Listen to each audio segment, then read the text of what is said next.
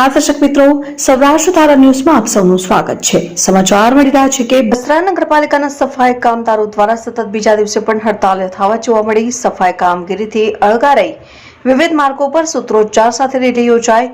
અમરેલીના બગસરા નગરપાલિકાના સફાઈ કામદારો દ્વારા સતત બીજા દિવસે પણ હડતાલ યથાવત જોવા મળી। શહેરમાં સફાઈ કામગીરી બંધ રાખી હડતાલ ઉપર ઉતરી ગયા સફાઈ કામદારોના છેલ્લા 3 મહિનાથી પગાર ન થતા સફાઈ કામદારોની હાલત કફોડી જોવા મળી હતી। સફાઈ કામદારો હડતાલ ઉપર ઉતરી જતા શહેરમાં સફાઈ કામગીરી બંધ કરી વિવિધ માંગણીઓને લઈ સફાઈ કામદારો દ્વારા અવારનવાર લેખિત અને મૌખિક રજૂઆતો કરી હોવા છતાં પણ નગરપાલિકા દ્વારા તેના પ્રશ્નોનો ન ઉકેલ આવતા સફાઈ કામદારો અંતે હડતાલ ઉપર ઉતરી જતા શહેરમાં જ્યાં ત્યાં કચરાના ઢગલા જોવા મળ્યા છે। સફાઈ કામદારોની વિવિધ માંગો વહેલી તકે નિવારણ આવે તેવી સફાઈ કામદારના પ્રમુખ હસમુખભાઈ કુંભારે આ બાબતે રજૂઆત કરી। અશોક મણવર, સૌરાષ્ટ્ર ધારા ન્યૂઝ, અમરેલી।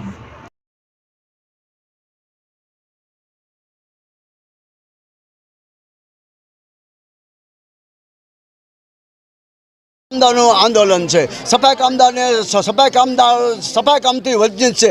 પાછો બીજો દિવસ છે તો તંત્રના નગરપાલિકાના અધિકારીઓ કોઈનું પેટનું પાણી હલતું નથી અને એ અમે છતાં એમ કરવા નથી માનતા તો છતાં આજે રેલી સ્વરૂપે બગસરા વિજય ચોકથી ગોંડલિયા ચોકથી દવાખાના રોડથી પોસ્ટ ઓફિસ રોડ ત્યાંથી અમે નગરપાલિકાએ બેસીને ધારણા કરશું। છતાં એ બાબતમાં એનો કોઈ નિરાકરણ નહીં આવે તો આને બીજા તમામ પ્રકારના તબક્કાના આંદોલન ચાલુ રાખીશું।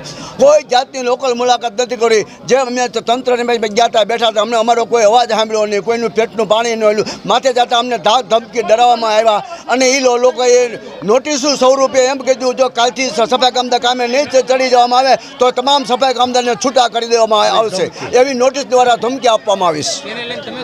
એના લઈને મેં અમારા સફાઈ કામદાર કોઈ પણ હિલા વગર ચેલા વગર ડેગા વગર ભલે આજે જ કાઢી મૂકે પણ કોઈ કામે જ જતા નહીં। મારું નામ જીતુ બારિયા, સમસ્ત વાલ્મીક સમાજ ગુજરાતના પ્રદેશ પ્રમુખ। આજે બગસરા નગરપાલિકા સામે આંદોલન ચાલી રહ્યું છે સફાઈ કામદારોનું। આંદોલનના બીજા દિવસે આજે અમારી પ્રદેશ સમિતિ આવેલી છે અને જો બગસરા નગરપાલિકા અમારી માંગ નહીં સ્વીકારે તો ઉગ્ર આંદોલન કરવાની પણ ફરજ પડશે।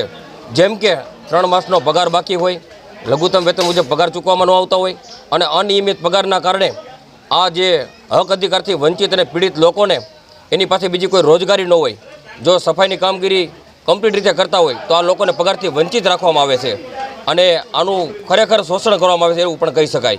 તો જો આજથી 2 કે 3 દિવસમાં ન્યાય નહીં મળે અને રોડ રસ્તા બ્લોક કરવાની પણ ફરજ પડશે અને મુખ્ય માર્ગોમાં આજે રેલી નીકળવાની છે। રેલી સ્વરૂપે અમે જનતાને પણ અપીલ કરવી છે કે જે તમારા ગામને સ્વસ્થ રાખે છે એવા લોકોને સાથ અને સહકાર આપો।